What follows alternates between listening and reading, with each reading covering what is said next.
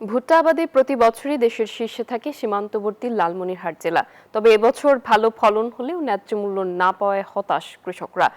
ঋণ নিয়ে চাষ করেও লাভের মুখ দেখতে পাচ্ছেন না তারা। কৃষি বিভাগ বলছে, ভুট্টার ন্যায্য মূল্য পেলে ঘুরে দাঁড়াবে কৃষক। লালমনিরহাট প্রতিনিধি রবিউল হাসানের তথ্য ছবিতে ডেস্ক রিপোর্ট। তিস্তা, ধরলা ও সানিয়াজান নদীর চরাঞ্চল সহ লালমনিরহাট জেলার মাটি ও আবহাওয়া ভুট্টা চাষের জন্য বেশ উপযোগী। তাই প্রতি বছর এই জেলায় ভুট্টার আবাদ বাড়ছে। গত কয়েক বছর ভুট্টার ভালো দাম পাওয়ায় এবছরও অধিকাংশ কৃষক ঝুঁকেছেন এই চাষে। একমাত্র স্মার্ট সিটি বসুন্ধরা, আধুনিকতায় এক ধাপ এগিয়ে।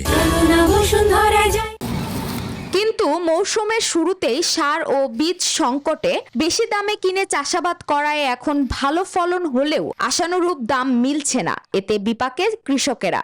বর্তমানে প্রতিমন ভুট্টা বিক্রি হচ্ছে 1100 থেকে 1150 টাকায়, যা উৎপাদন খরচের তুলনায় অনেক কম। ভুট্টার দাম কম, সার বীজের ঔষধ এগুলোর দাম বেশি, এই কারণে ভুট্টা খেত লাগে আমাদের একটু লস দেখা যায়।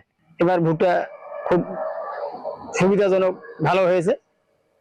তো সরকারের কাছে চাই যে ভুট্টার দামটা যদি ভালো থাকে এবং কৃষকরা পায়। ভুট্টার ফলন ভালো আছে, গততে যেরকম হয়েছে এবারও সেরকম হয়েছে, কিন্তু দামে আমরা পাচ্ছি না।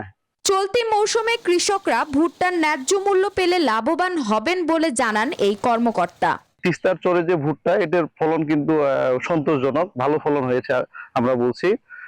এখন কৃষক যদি ন্যায্য মূল্য, ভুট্টার ন্যায্য মূল্য পেয়ে থাকে তাহলে তারা অধিক লাভবান হবে বলে আমরা আশা করছি।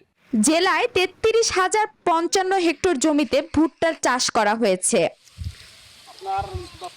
Desk report, news 24।